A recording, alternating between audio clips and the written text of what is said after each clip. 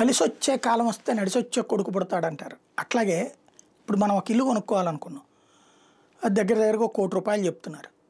అదే ₹1,00,00,000 ఇల్లు ఎవరైతే ఆల్రెడీ ఉన్నదో వాళ్ళు ఏ బ్యాంకు నుంచినో లోన్ తీసుకుని నెల నెల ₹1,00,000 బ్యాంకుకి కట్టాల్సి ఉంది, లేదో 50,000 కట్టాల్సి ఉంది.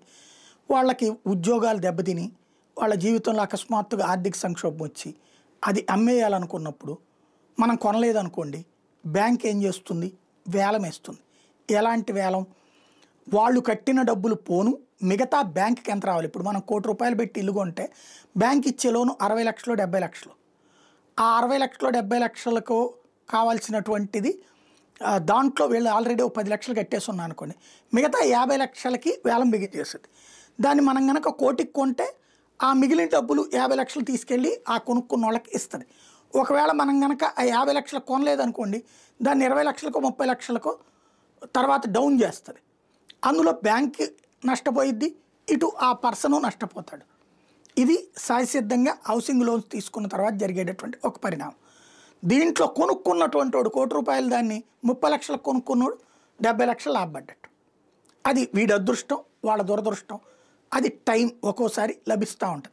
చాలామంది బ్యాంకుల్లో ఇట్లాంటి ప్రాపర్టీస్ సంబంధించి ఆ బ్యాంక్ మేనేజర్లు, బ్యాంకులో ఉన్నటువంటి సిబ్బంది తమ వాళ్ళకి ఇట్లాంటి వాటిని జాగ్రత్తగా కొనిపించేటటువంటి ప్రక్రియ చేయబడుతుంటారు, లేదా బ్రోకర్ల ద్వారా కొంత డబ్బులు సంపాదించుకోవడానికి కూడా చేస్తున్నటువంటి ఈ రోజుల్లో నడుస్తున్నాయి. ఇదంతా ఇప్పుడు ఎందుకు చెప్తున్నానంటే, ఒక సంస్థ ₹50,000 కోట్ల అప్పు తీసుకుంది. ₹57,185 కోట్ల. JP associates. ఈ జేపీ అసోసియేట్స్ అనేటటువంటిది వాస్తవంగా రకరకాలైనటువంటి వ్యాపారాలు చేస్తుంది. వీళ్ళు సిమెంట్ తయారీలో ఉన్నారు, రియల్ ఎస్టేట్లో ఉన్నారు, అట్లాగే హోటల్ సేవల్లో ఉన్నారు, ఎలక్ట్రిసిటీ తయారీలో ఉన్నారు, ఇంజనీరింగ్ తయారీలో ఉన్నారు. వీళ్ళకి ₹57,185 కోట్లు అప్పులు ఇచ్చినాయి బ్యాంకులు. అయితే వీళ్ళు ఈ అప్పులు తీర్చలేదు.